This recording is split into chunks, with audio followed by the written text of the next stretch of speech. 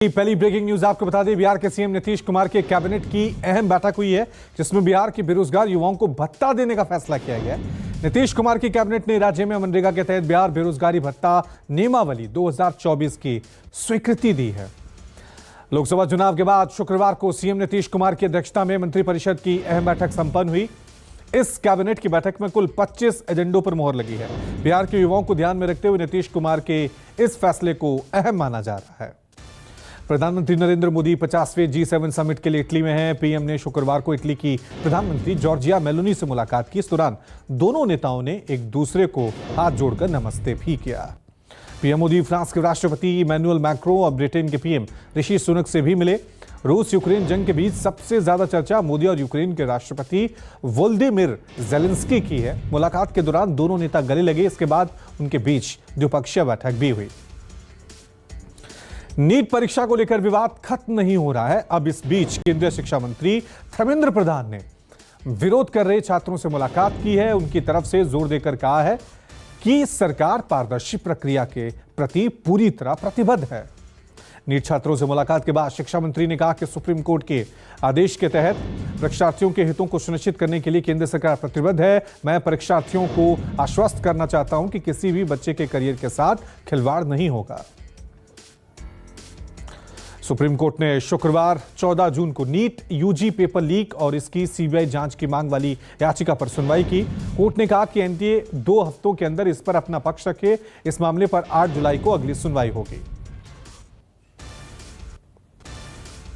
NEET को लेकर student ने मध्य प्रदेश, राजस्थान और यूपी समेत 7 राज्यों की हाईकोर्ट में नीट में गड़बड़ियों को लेकर याचिकाएं दायर की हैं। एनटीए ने कहा कि अलग अलग कोर्ट के अलग अलग फैसला सुनाने से छात्रों में भ्रम फैल सकता है, इसलिए सभी मामले सुप्रीम कोर्ट में ट्रांसफर किए जाएं।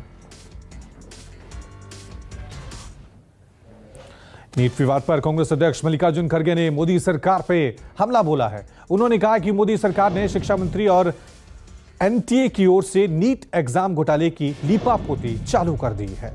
9 बजे की 10वीं ब्रेकिंग न्यूज। नीट परीक्षा में गड़बड़ी के आरोपों पर कांग्रेस लगातार सरकार पर हमलावर है।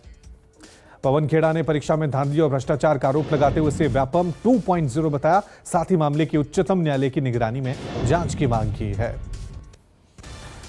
इंद्रेश कुमार के इस बयान पर शिवसेना उद्धव ठाकरे नेता संजय राउत ने कहा है कि उन्होंने बिल्कुल सही कहा है। आज अगर लोकसभा चुनाव में भाजपा की ऐसी दुर्गति हुई है तो उसका कारण भाजपा का अहंकार है।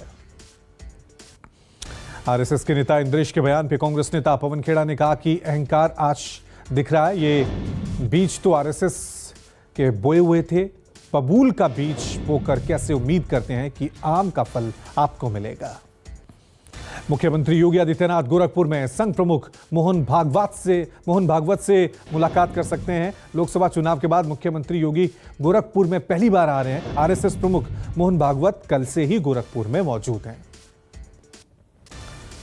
दिल्ली के कई इलाकों में इन दिनों जल संकट की समस्या गहराती जा रही है। दिल्ली के लोगों को घंटों तक वाटर टैंकरों का इंतजार करना पड़ रहा है। इसके बावजूद लोगों को पानी नहीं मिला। हालात यह हैं कि लोग पानी के टैंकरों पर चढ़े जा रहे हैं। दिल्ली जल संकट पर हिमाचल प्रदेश के सीएम का बयान सामने आया है। सुखविंदर सिंह सुक्खू ने कहा कि हिमाचल को लेकर सुप्रीम कोर्ट को गलत जानकारी दी गई है। हमने पानी छोड़ने के आदेश दे रखे हैं। हमने कहीं भी पानी को रोका नहीं है। रक्षा मंत्री राजनाथ सिंह आज रक्षा तैयारियों की समीक्षा करने के लिए आईएनएस जलाश पहुंचे। रक्षा मंत्री के समीक्षा दौरे में उनके साथ नौसेना प्रमुख एडमिरल दिनेश के त्रिपाठी और पूर्वी नौसेना कमान के फ्लैग ऑफिसर भी मौजूद रहे।